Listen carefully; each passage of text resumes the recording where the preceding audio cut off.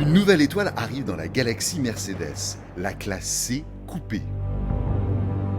Cet incontournable donne la réplique à la série 4 et à la vieillissante A5. Premier constat, elle s'arme d'arguments redoutables, à commencer par le design. En passant de la berline au coupé, les designers se sont affranchis des codes imposés pour l'espace à bord au bénéfice des lignes. On craque sur ce profil en goutte d'eau, ses formes sensuelles et cet arrière élégant. On se tient clairement devant une classe S coupée en réduction, mais encore plus belle dans ses proportions. Les feux à LED modernisent le regard. Quel look! À l'intérieur, le raffinement de la classe C se répète dans le coupé. Pourquoi changer l'un des plus beaux habitacles de la production actuelle? La sellerie troque les sièges confortables de la berline pour des semi-baquets qui ne sont pas moins. Seule la garde au toit à l'arrière peut gêner les plus grands, mais on est bien installé à bord. Elle récupère la plupart des équipements de sa grande sœur, console multimédia, navigation, aide perfectionnée, dont la conduite semi-automatique, n'en jetez plus.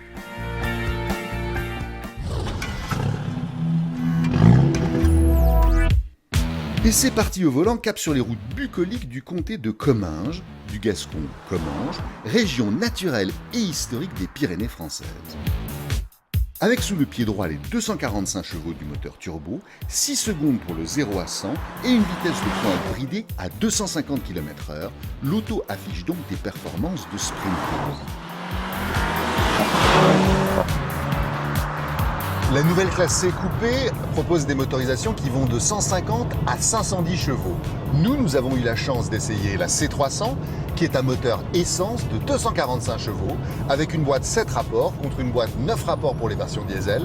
Mais déjà à 7 rapports, c'est extrêmement fluide, extrêmement précis. Et elle ne manque pas de peps quand on la bouscule. Grâce à sa suspension pilotée et son programme de transmission sport, elle sait jouer les athlètes. Enclenchez-le, et son agilité s'améliore nettement. Elle contient alors mieux ses mouvements de caisse pour flatter son conducteur.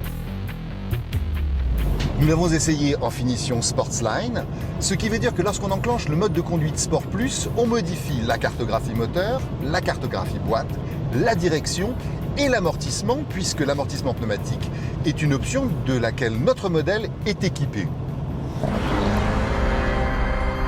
Elle roule néanmoins en ménageant ses passagers. La boîte automatique à 7 rapports contrôle les ardeurs du moteur. Avec des passages de vitesse lissés, elle se montre idéale pour cette balade alors que les sommets enneigés apparaissent.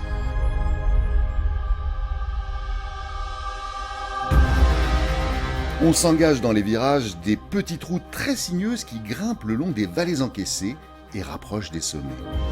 En grande GT, elle amène à bon port ses occupants dans un confort royal. Elle fait mieux encore que l'ancienne au moment de se rendre chez le pompiste, 8 litres en moyenne dans la vie de tous les jours, et à peine 10 en étant moins raisonnable, comme nous l'avons été sur ces routes de montagne qui mènent d'abord le long du chemin de Tourmalet, puis vers le pic du Midi de Bigorre, le plus beau panorama de la chaîne des Pyrénées. Vient l'heure du retour et de la conclusion. Au plan des sensations de conduite, cette classe C coupée est remarquable. Elle se place parfaitement en courbe. Le châssis est très rigide, tout à fait agréable à mener. Cette motorisation n'est pas forcément très économique en mode Sport Plus, mais elle offre beaucoup de sensations, à tel point qu'on pourrait dire que cette nouvelle classe C coupée serait sur le point d'inaugurer un nouveau segment, celui des GT compacts.